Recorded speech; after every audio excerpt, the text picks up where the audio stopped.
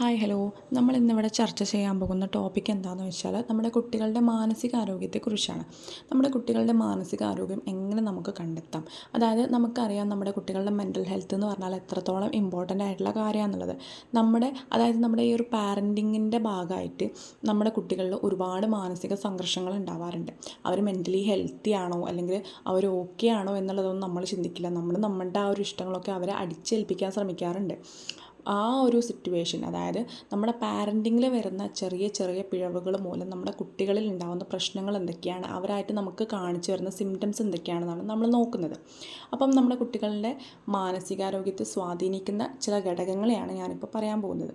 ഒന്നാമത്തേത് പാരൻറ്റിങ് തന്നെ. അപ്പം നമുക്കറിയാം അതായത് മാതാപിതാക്കളുടെ ചില അശ്രദ്ധകൾ, അതായത് നമുക്ക് ഒന്നിനും നേരമില്ല, നമ്മൾ ബിസി ഷെഡ്യൂൾ ആകുമ്പോൾ നമുക്ക് കുട്ടികളുടെ കാര്യങ്ങളൊന്നും ശ്രദ്ധിക്കാൻ പറ്റില്ല. എല്ലാവരുടെയും അല്ല, ചിലരുടേതാണ്. അപ്പം അങ്ങനെ നമ്മുടെ കുട്ടികളുടെ ശ്രദ്ധിക്കാതിരിക്കുന്നത്, നമ്മുടെ ശ്രദ്ധക്കുറവൊക്കെ കുട്ടികളിൽ ഒരുപാട് മാനസിക സംഘർഷങ്ങൾ ഉണ്ടാക്കും. പിന്നെ അതുപോലെ തന്നെ മൊബൈൽ ഫോണിൻ്റെയും സ്ക്രീനിൻ്റെയൊക്കെ ഓവർ യൂസേജ്, അതായത് മൊബൈൽ ഫോണും സ്ക്രീൻ ടൈമും ഒക്കെ നമ്മൾ ഒരുപാട് നമുക്ക് വേറെ എന്തെങ്കിലും ചെയ്യാൻ വേണ്ടി നമ്മൾ അവർക്കത് കൂടുതൽ കൊടുക്കുകയാണെന്നുണ്ടെങ്കിൽ അതും അവരുടെ മെൻ്റൽ ഹെൽത്തിനെ ദോഷകരമായി ബാധിക്കും. പിന്നെ ഫുഡ് എന്ന് പറയുമ്പം ജങ്ക് ഫുഡ്സാണ് കേട്ടോ ഉദ്ദേശിക്കുന്നത്. അതായത് നാടൻ ഭക്ഷണങ്ങളൊന്നും അല്ലാതെ ഇപ്പോഴത്തെ ഈ ഒരു ജങ്ക് ഫുഡ്സൊക്കെ കുട്ടികളുടെ മെൻ്റൽ ഹെൽത്തിനെ ഒരുപാട് ദോഷകരമായി ബാധിക്കുന്നുണ്ട്.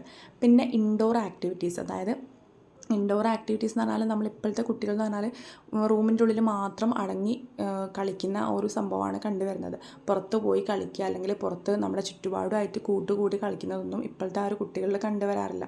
അതും കുട്ടികളുടെ ആ ഒരു മെൻ്റൽ ഹെൽത്തിനെ വളരെ ദോഷകരമായി ബാധിക്കും.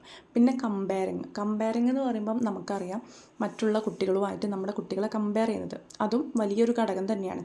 അപ്പോൾ അതിൻ്റെ ലക്ഷണങ്ങൾ എന്തൊക്കെയാണെന്ന് വെച്ചാൽ, നമ്മുടെ കുട്ടികൾ ഒന്നും എൻജോയ് ചെയ്യാതിരിക്കുക. അതായത് മുന്നേ എൻജോയ് ചെയ്തിരുന്ന ഒരുപാട് കാര്യങ്ങൾ ഇപ്പോൾ അവർ എൻജോയ് ചെയ്യാതിരിക്കുക. അതായത് പാട്ട് പാടുന്നത്, കഥ, അങ്ങനത്തെ സംഭവങ്ങളൊക്കെ കേട്ടോ.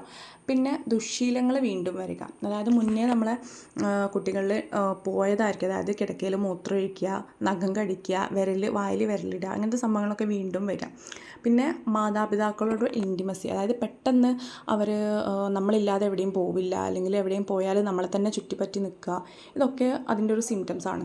പിന്നെ ചുറ്റുപാടുമായി അടുക്കാതിരിക്കുക. അപ്പോൾ നമ്മൾ എവിടെയും പോവുകയാണെന്നുണ്ടെങ്കിൽ ഇപ്പോൾ ഈ പറഞ്ഞ പോലെ തന്നെ നമ്മളെ ചുറ്റിപ്പറ്റി നിൽക്കുക, അതിൻ്റെ ചുറ്റുപാടുകളുമായി അവർ പൊരുത്തപ്പെടാതിരിക്കുക. പിന്നെ ഉറക്കം, ഒന്നെങ്കിൽ ഓവറായിട്ട് ഉറങ്ങുക അല്ലെങ്കിൽ തീരെ ഉറങ്ങുന്നില്ല. അതെ. പിന്നെ ഭക്ഷണം എന്ന് പറഞ്ഞാൽ ഇതുപോലെ തന്നെ ഉറക്കത്തിനെ പറ്റി പറഞ്ഞ പോലെ ഒന്നെങ്കിൽ ഓവറായിട്ട് ഭക്ഷണം കഴിക്കുക അല്ലെങ്കിൽ ഭക്ഷണം കഴിക്കാതിരിക്കുക. പിന്നെ എപ്പോഴും തനിക്ക് എന്തെങ്കിലും അസുഖമുണ്ട് എന്നുള്ളൊരു പരാതി, അല്ലെങ്കിൽ വയറുവേദന, തലവേദന, കാലുവേദന എന്നൊക്കെ പറഞ്ഞ് എപ്പോഴും പരാതി പറഞ്ഞുകൊണ്ടിരിക്കുക. അപ്പം എക്സാമ്പിൾ പറയുകയാണെങ്കിൽ തന്നെ ഡോക്ടറെ അടുത്ത് പോയാൽ നമുക്ക് ഡയഗ്നോസ് ചെയ്യാൻ പറ്റില്ല, അവർ തന്നെ പറഞ്ഞുകൊണ്ടിരിക്കും. പിന്നെ ഹൈപ്പർ ആക്റ്റീവ് ആയിരിക്കും. അപ്പോൾ ഇതൊക്കെയാണ് അവരുടെ ആ ശീലങ്ങളിലൂടെ നമുക്ക് കാണിച്ചു തരുന്ന ലക്ഷണങ്ങൾ എന്ന് പറയുന്നത്. അപ്പോൾ ഇതിനെ നമുക്ക് എങ്ങനെ മാറ്റിയെടുക്കാമെന്ന് ചോദിച്ചാൽ, ഒന്നാമത്തെ കാര്യം കൗൺസിലിംഗ് ആണ്. അതായത് നല്ല ഒരു ഡോക്ടറെ അടുത്ത് കൊണ്ടുപോയിട്ട് നല്ലൊരു കൗൺസിലിംഗ് അവർക്ക് കൊടുക്കുക. രണ്ടാമത്തെ കാര്യം, അതായത് ഇപ്പോൾ എത്ര കൗൺസിലിംഗ് കൊടുത്താലും മെയിനായിട്ട് നമ്മുടെ വീട്ടിൽ നിന്ന് തന്നെയായിരിക്കണം അതിൻ്റെ ആ ഒരു ചേഞ്ചസ് വരുത്തേണ്ടത്. ഇനി കൗൺസിലിംഗ് ഒന്നും കൊടുത്താൽ മനസ്സിലാവാത്ത ചെറിയ പ്രായക്കാരാണെന്നുണ്ടെങ്കിലും, ഇനി ഏതൊരു പ്രായത്തിലുള്ള കുട്ടിയാണെന്നുണ്ടെങ്കിലും നമ്മുടെ പാരൻസിൻ്റെ ഇടപെടൽ എന്ന് പറഞ്ഞാൽ ഏറ്റവും വലിയൊരു ഘടകം തന്നെയാണ്. നമ്മുടെ പാരൻസിൻ്റെ ശ്രദ്ധ, ടൈം, എല്ലാ കാര്യങ്ങളും നമ്മൾ അവർക്ക് വേണ്ടി മാറ്റി വെച്ചാലേ അവരെ ആ ഒരു മെൻ്റൽ ഹെൽത്തിലേക്ക് നമുക്ക് തിരിച്ചു കൊണ്ടുവരാൻ പറ്റുള്ളൂ. ഓക്കെ. അവരുമായിട്ട് കുറച്ച് നേരം കളിക്കുക, കുറച്ച് നേരം സംസാരിച്ചിരിക്കുക, അവരെ പുറത്ത് കൊണ്ടുപോവുക, എക്സ്പ്ലോർ ചെയ്യാൻ സമ്മതിക്കുക. അങ്ങനെ എക്സ്ട്രാ കെയർ നമ്മൾ അവർക്ക് കൊടുത്താലേ ഉള്ളൂ അവർ ആ ഒരു മെൻ്റൽ ഹെൽത്ത് നമുക്ക് തിരിച്ചു പിടിക്കാൻ പറ്റില്ല. അപ്പോൾ ഇങ്ങനെ ഒരു ഗ്ലൂമി ആയിട്ടിരിക്കുന്ന കുട്ടിയെ നമ്മൾ കാണുമ്പം, അല്ലെങ്കിൽ നമ്മളിങ്ങനെ ഒന്ന് ശ്രദ്ധിക്കുന്ന സമയത്ത് അവരുടെ കൂടെ കുറച്ച് നേരം ഒന്ന് നമ്മൾ ടൈം സ്പെൻഡ് ചെയ്താൽ തന്നെ അവർക്ക് അതിൽ ഒരുപാട് മാറ്റം നമുക്ക് കാണാൻ പറ്റും. ഓക്കെ. അപ്പം മെയിനായിട്ട് നമ്മുടെ അടുത്തുനിന്ന് വരുന്ന ആ ഒരു കെയറും ടൈമും കാര്യങ്ങളൊക്കെ കിട്ടുമ്പം അവർ താനേ റെഡി ആവും കേട്ടോ. അതാണ് ഇതിൽ മെയിനായിട്ട് പറയാനുള്ളത്.